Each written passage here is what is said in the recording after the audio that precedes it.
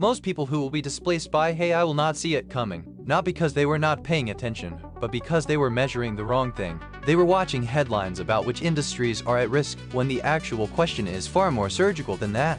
Which specific tasks in your specific role are replaceable, and how much of your paycheck depends on them. That is what this video teaches you to measure, calmly, precisely, in about an hour. Here is what makes this hard to figure out on your own. When you read a study that says accountants are 70% likely to be automated, that number is an average across every accountant at every company doing every version of that job. It tells you almost nothing about you. A tax preparer running the same software workflow every February is in a completely different position than a CFO who spends her days translating messy business reality into financial strategy. Same job title, wildly different exposure. The industry-level numbers are not useless, but they are the beginning of the question, not the answer. So how do you actually measure your own exposure? You start with what researchers call task decomposition. The idea is simple. Your job is not a single thing. It is a collection of discrete tasks, some of which AI can already do, some of which it cannot, and some of which it is getting closer to every quarter. When you break your role down to its actual components and ask honestly which bucket each one falls into, the picture becomes a lot clearer. And sometimes it is more reassuring than you expected. Sometimes it is more alarming. Either way, you are now working with real information instead of ambient dread. Here is how to do it. Take a blank document and spend 20 minutes writing down every repeatable task you do in a given month. Not your job description, not your LinkedIn summary. The actual work.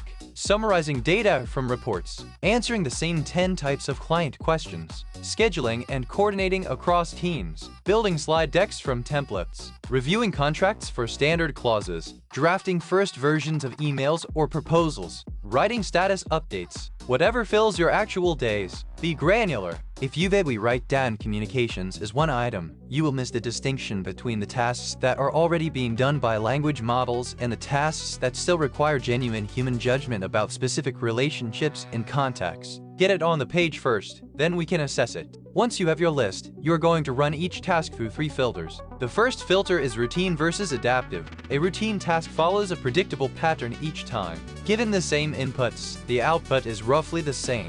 Formatting a monthly report, pulling numbers from a database and summarizing them, processing invoices. These are high-exposure tasks. AI handles predictable pattern work extremely well, and the cost of AI doing it is dropping every year. An adaptive task requires reading new information, adjusting your approach, and making judgment calls that depend on context. Advising a client who just got unexpected news, managing a team member through a conflict, diagnosing why a project is actually stalling when the official reason does not add up. These are lower exposure, not zero, but lower. The second filter is whether your task requires proprietary context. This is something the headline studies almost never capture. There is a huge difference between a task that can be done with public information and a task that requires deep institutional knowledge. If you are the person who understands why this particular client behaves the way they do, why this internal process works the way it does despite being technically illogical, why this stakeholder needs to hear things framed a certain way, that knowledge is not in any training data set. It lives in your head and your relationships. Tasks that depend on it are structurally harder to automate, even when the surface-level output looks similar to something a model could produce. The third filter is the one most people skip, and it is probably the most important. What percentage of your recognized value, meaning what your manager or your clients actually point to when they justify your salary or your contract, comes from each category of task? Because you might discover that you spend 60% of your time on highly automatable tasks, but that those tasks account for almost none of the reason anyone considers you valuable. Or you might discover the opposite, that the 1 or 2 things that make you genuinely hard to replace are actually things you have been quietly deprioritizing because the routine work always feels urgent. That gap between where your time goes and where your value is perceived to come from is the most actionable insight this exercise produces. Let me give you a concrete example. A project manager at a mid-sized firm went through this exercise and found that about half of her weekly hours went to status reporting, scheduling, and meeting follow-ups. She had always assumed those tasks were central to her value. But when she asked herself honestly what her leadership team actually cited when they talked about her, it was always her ability to sense when a project was going sideways before the data showed it kick in her skill at managing difficult vendor relationships. The routine coordination work was necessary, but not the source of her leverage. That realization did two things. It told her that her exposure was lower than she feared, because her real value was in exactly the kind of contextual judgment AI does not handle well, and it told her she had been spending her best hours on the wrong things.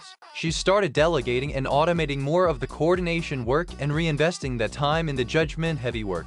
Her visibility inside the organization went up. Her exposure went down, both at once. Here is what nobody tells you about this process. The goal is not to find that you are perfectly safe. The goal is to find out exactly where your exposure is so you can do something about it before you are forced to. The people who will land well through this transition are not the ones who happen to be in the right role. They are the ones who understood their own task profile clearly enough to make deliberate moves. That might mean consciously building more of the skills that live in your lower exposure tasks. It might mean positioning yourself differently inside your organization so that your recognized value matches your actual value. It might mean adding an income stream that gives you runway. But all of those moves start with the same thing, an honest map of where you actually stand. One more thing worth knowing, your exposure is not static. AI capabilities are moving, and so is the composition of your role. A task that was fully adaptive 2 years ago, say, drafting a first-pass report from raw data, might be mostly routine today. This is not a one-time audit. It is a lens you develop, and once you have it, you will apply it automatically whenever you take on new responsibilities or see a new tool enter your space. That ongoing situational awareness is itself a form of career leverage. You stop being surprised. If you want a structured way to start this without staring at a blank page, I built a free audit tool. It walks you through the task decomposition and filtering process we covered here, and it gives you a clear read on where your role sits. The link is below. It takes about 15 minutes. No email required. You will come out of it knowing something specific, which is a different feeling than the vague unease most people are carrying around about this. That is the whole point.